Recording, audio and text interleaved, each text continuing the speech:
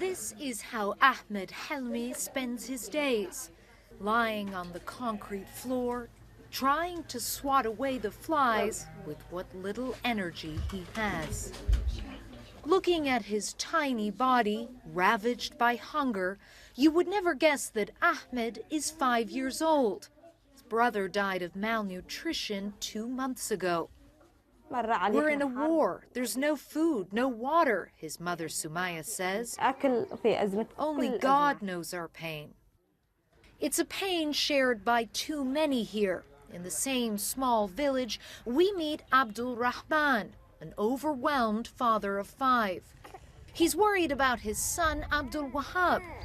There's no doctor nearby and no scale.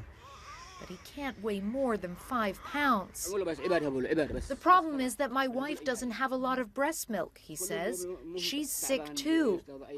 And it's not hard to see why. This is the kitchen. There's almost no food in it. شوفي خبز. So they have some bread. وهناك في شوفي بصل some onions. واللحم ما في. No meat. Hunger has always been a problem in Yemen, but 2.5 years of war has starved the country. 3 million people are displaced. Many live in filthy camps where disease and infection are rife and malnutrition difficult to combat. There is food in the markets. It's just that few people can actually afford it. And that's what's so tough to get your head around about this crisis. It's not caused by a bad harvest or a drought. It's caused by man.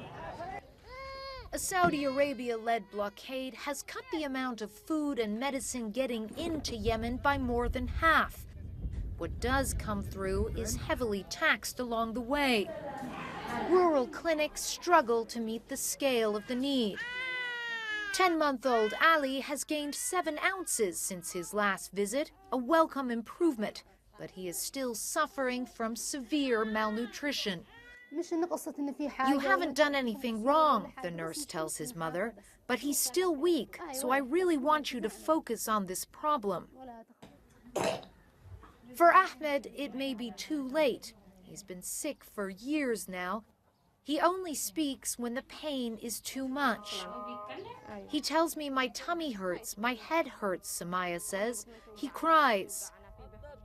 Hardship and hunger. This is Yemen's story. My whole life, agony and I are like lovers, this Yemeni song goes. Why, world, do you only show us the terrible things? But the world doesn't hear his lament, while the silence of starvation tightens its grip on a forgotten people.